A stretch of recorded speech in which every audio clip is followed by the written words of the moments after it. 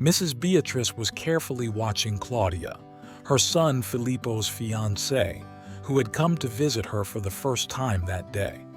Her searching gaze did not reveal anything positive. After a moment of silence, she stood up and, without a word, headed for the kitchen.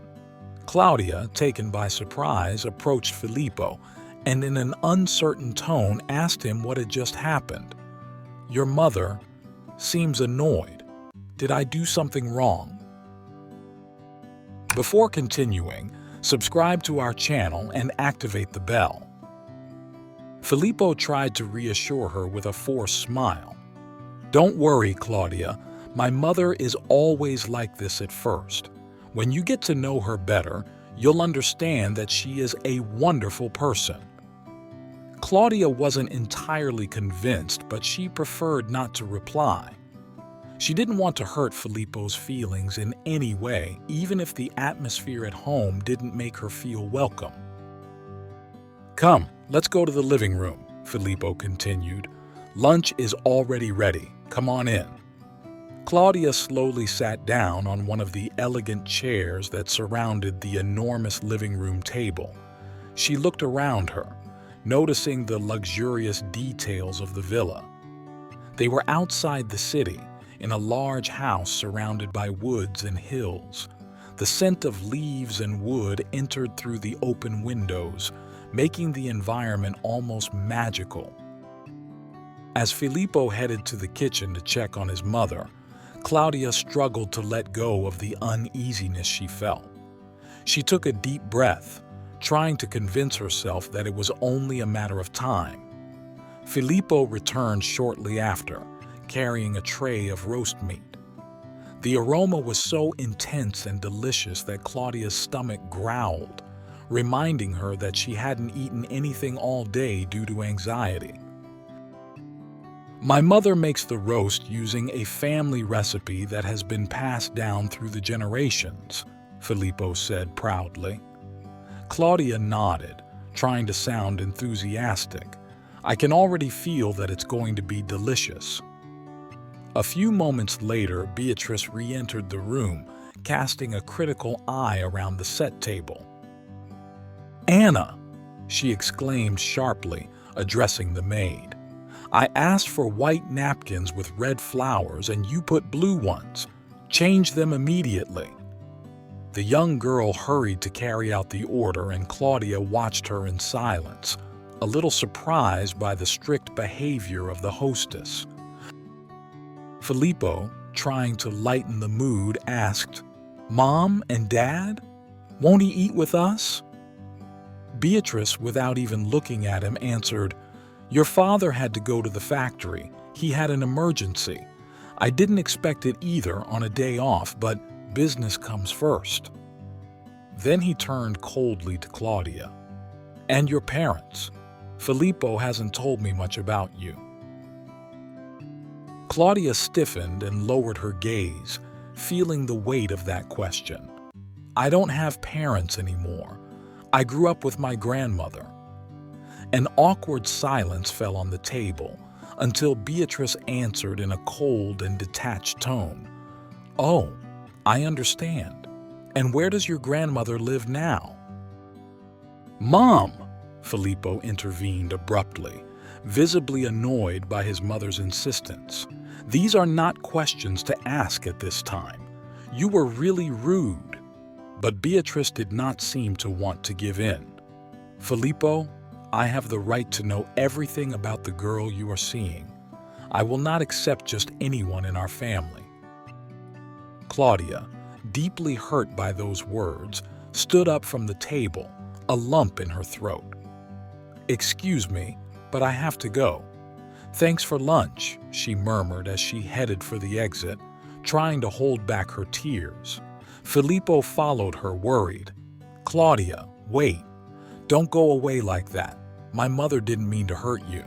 But she continued walking, ignoring his words. She walked out into the street, walking quickly, her heart heavy, remembering the words her grandmother had said to her years before. "Love is not enough, my dear. There are other things to consider." She hadn't given it any thought at the time, but now it all seemed so clear. A black car approached and Filippo rolled down the window. "Claudia, please get in. I'll take you home." Claudia looked at him and in a calm but firm voice said, "Your mother will never accept me, Filippo. I have to go." Filippo insisted, "But I love you, Claudia. I will talk to her. I will make her understand that you are important to me." But Claudia shook her head. "You don't understand, Filippo. It's not just a question of love. Your family will never accept me, and I can't spend my life fighting." Claudia immediately took refuge at her grandmother's house. She hadn't answered any of Filippo's calls.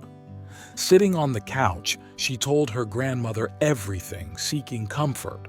"Grandma, I think it's over. His mother will never accept me, and I don't want Filippo to have to choose between me and his family." Her grandmother looked at her sweetly. "If Filippo really loves you, he will find a way, but you shouldn't sacrifice yourself for anyone." Philip, at the same time, clashed with his mother. "Mom, why are you so hostile?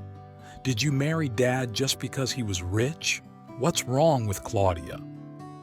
Beatrice remained impassive. "It's not a question of money. I saw potential in your father, and I knew he would succeed. I can't say the same about Claudia." Filippo's father, Marco, came home shortly afterward. "So what did you eat? Did you forget about me?" he joked, but Filippo was in no mood for jokes. "Dad, Mom insulted Claudia. She doesn't understand how much I love her." Marco turned to his wife, stern. "Beatrice, Claudia is a brilliant girl. She will work with us. She is a precious asset. You can't treat her like this." Filippo hoped that his father's words would change something, but he knew that Beatrice would not give in easily. That same evening, Filippo went to find Claudia. "Please, give me another chance," he said, his voice broken by emotion. Claudia looked at him, her eyes filled with tears. "Filippo, it's not your fault, but we can't go on like this. I don't want you to have to choose between me and your mother." Filippo was desperate. He didn't want to lose her. "I'll do anything, Claudia. I'll talk to my mother again. I'll make her understand that I love you and that there's nothing more important." But Claudia shook her head. "I can't do this, Filippo. Your mother will never change, and I can't spend my life in a constant war." Finally, Claudia made a painful decision. "I love you, but we can't be together. It's not right for either of us." Philip, unable to hold back his tears, watched her walk away, knowing he was losing her forever. Years passed, and Filippo continued to live with the weight of that decision. One day, while walking in the park, he saw a familiar figure. It was Claudia, but she was no longer alone. Next to her, a little girl with golden hair was holding her hand. Filippo approached slowly, unable to believe his eyes. "Claudia?" She looked at him with a melancholy smile. "Hello, Filippo. How are you?" Filippo, his heart pounding, sat down next to her on the bench. "You've changed a lot," he said, trying to hold back his emotion. "Yes, I have changed," Claudia replied in a calm but firm tone. "I have a new life now." Filippo looked into her eyes, trying to understand. "Claudia, do you think we could have done things differently?" She sighed, looking at the little girl playing nearby. "Maybe, Filippo, but it's too late now. Love is not enough." And so, with a silent handshake, they said goodbye, knowing that their chapter was now closed forever. Did you like this story? Leave a comment below. Thanks for watching the video till the end, and see you next story.